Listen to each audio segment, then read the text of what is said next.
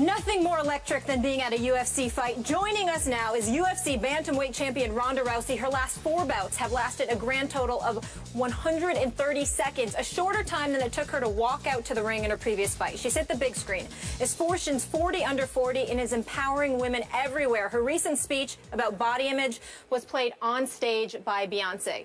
And now Ronda, in another undefeated UFC champion fighting out of Poland, the strawweight division, Joanna Jędrzejczyk, I hope I got that right, are making history co-headlining UFC 193 in Melbourne, Australia, November 14th. Ladies, this is such a treat.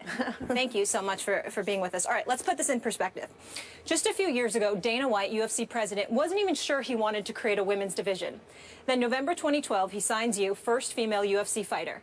Less than 3 years later, Ronda, you are the biggest draw in the highest paid fighter, not female fighter, fighter. What does that mean to you?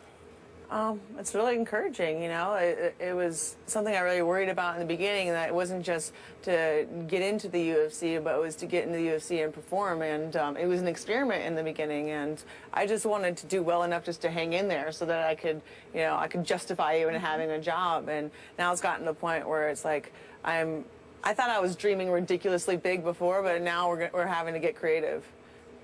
It's amazing. Ronda, I appreciate you being on the show. Thank you and Joanna. Let me say this to you. I love the fact that you're sitting in my chair, because all you did was confirm that chair is reserved for champions. So thank you for sitting right where you're sitting. I'm about to steal your mug. I hope you're okay with that. Yes, I am. Yes, I am. But let me ask you this question. I'm wondering how excited you are about still fighting, being the champion that you are. How excited are you about fighting compared to when you first started? I'm really interested in knowing your zest for doing what you're doing, since you're so successful at it and you're making it look so easy.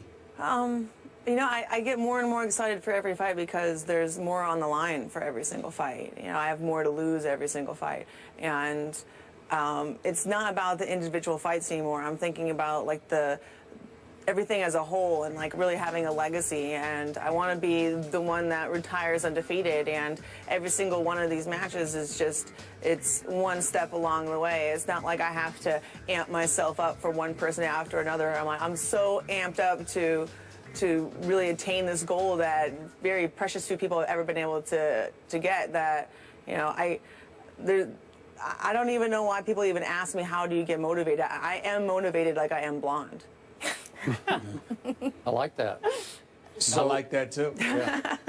Obviously, you continue to annihilate opponents. Can you describe to us the zone you were in, say, 5 minutes before a fight? Where are you mentally, psychologically? Do you even know where you are, or are you just lost in that zone? No, mentally, I feel like I'm back where I belong. I know that I deserve to win, and that I'm the best at what I do, and that it just seems like all the time that passed between the last time I fought wasn't even there. Like, every single time I get in there, I'm like, I was just here. That's that feeling that I have, like there was no months in between or training in between. It seems like I was just there yesterday. And I don't know, it just goes back to when I was a little kid. My mom would, she would catch me sitting in front of the score tables and like playing like little hand games with all the kids I was about to fight.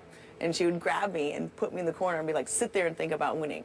And she would like purposely get me to like focus and not to be distracted, and like learn how to focus myself before I went out. So are you way up for a fight, or do you try to gear down and keep your head straight for a fight? Yeah, I mean, my heart is beating out of his chest. I mean, you're in a crazy situation, but I know that the more stress there is and the more crazy the situation is, the better that I am. So I don't consider it a bad thing. You know, my adrenaline's pumping, and, you know, I'm thinking about a million things. There's so many things going on, but I'm so focused because I'm so sure that that's when I'm at my best. And speaking of you as a little girl, that fight promo with your sister playing you is fantastic. The UFC amazing. Killed it with that. Joanna, I want to focus on you, though. You're on a 10-fight win streak. Absolutely incredible. Talk about being in the zone. I've covered a lot of UFC weigh-ins. Your stare downs, can we see those please, are some of the best in the business. What is going through your head when you get in your opponent's face like that? They're tremendous. It's just me, you know, emotions, so I'm natural, but it's some story about, you know, I had some fight in Suriname there were some half Dutch, half Suriname girl. So she said live on TV that I'm little girl and she gonna beat me. And so I was like, okay, I'm ready, let's do this. So she was kind of short. So I went down and I bring her eyes higher, and that's why I'm doing this, you know, but it's all me, all emotions, so yeah. I love it, up in her grill. Stephen A. No, I'm just, listen, I'm just happy that they're both on the show. I just wondered, I see so many, we make so much of guys where they go into the ring and they're not just about trying to win.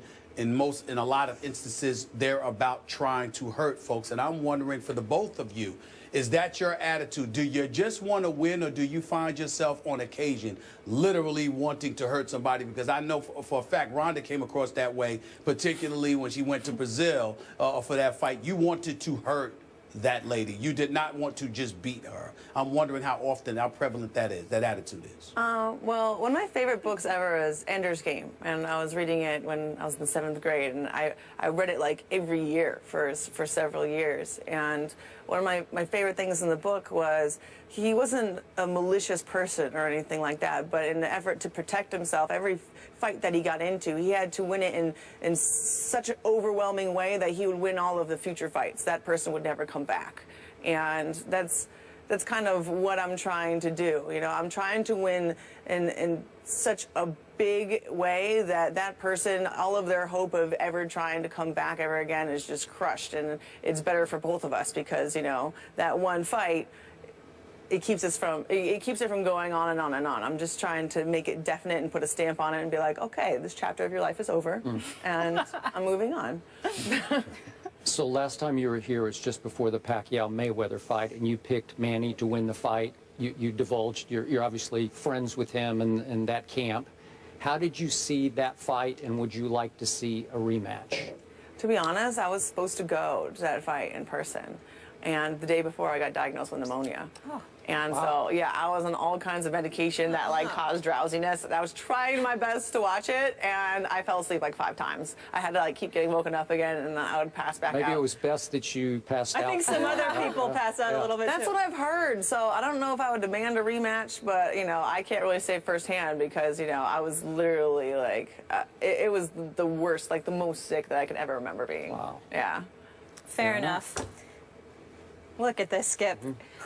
Joanna, how has Ronda impacted your career, being the first female in the UFC and opening doors for women like you that are now being so dominant in the sport?